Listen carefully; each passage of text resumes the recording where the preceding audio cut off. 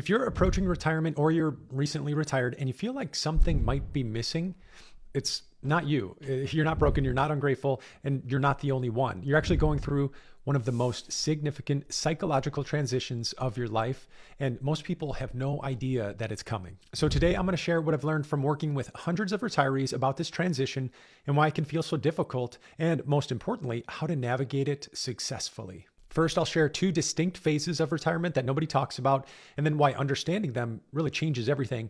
And then also, we'll look at the common mistakes that retirees make. And then third, I'll give you a practical framework to not just survive this transition, but to make it the most meaningful chapter of your life yet. For a lot of people, the hardest part about retirement isn't financial. It's actually figuring out who you are when you're no longer defined by what you do. I've worked with countless professionals who followed retirement advice perfectly. They saved enough money, they planned for healthcare, they even picked out hobbies and all the things they were going to do. But within months of retiring, many of them, they felt the same thing. They'd say something like, I used to solve problems. I used to lead people. I used to make decisions that mattered. Now I just feel invisible. I don't really know what my purpose is anymore. And what they're experiencing isn't depression. It's what psychologists would call role exit. For decades, their identity was tied to their professional role. When that role disappeared, so did a core part of who they thought they were. So if you're feeling this way, understand that this is a normal part of the retirement transition. You're not losing yourself. You're evolving into the next version of yourself. And that's actually a really beautiful thing. Now, here's what most financial planners won't tell you. There's actually two completely different phases of retirement, and they require totally different approaches.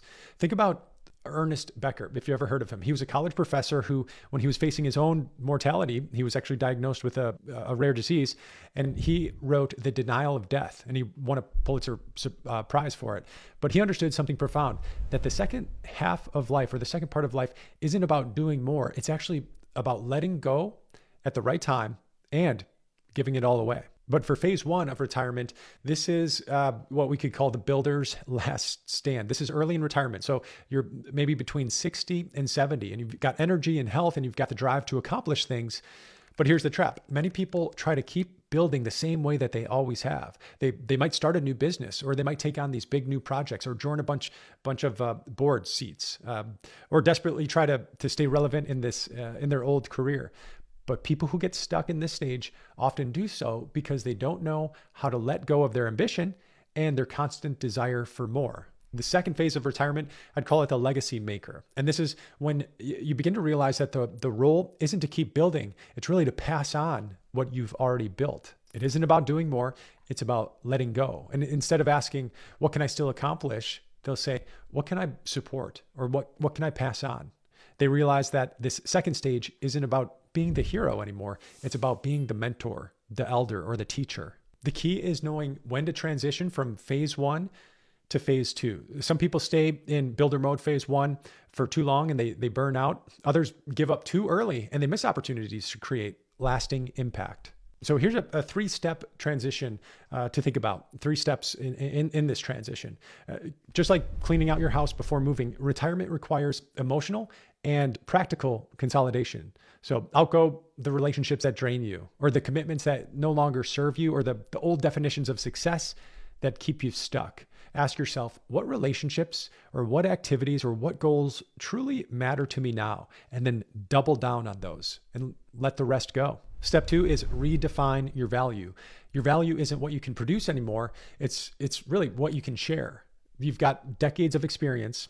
You've got hard-won wisdom and your perspective on what really matters. So that's your new currency. And then step three is choose your legacy. It's not about creating grand monuments or creating a library in your name.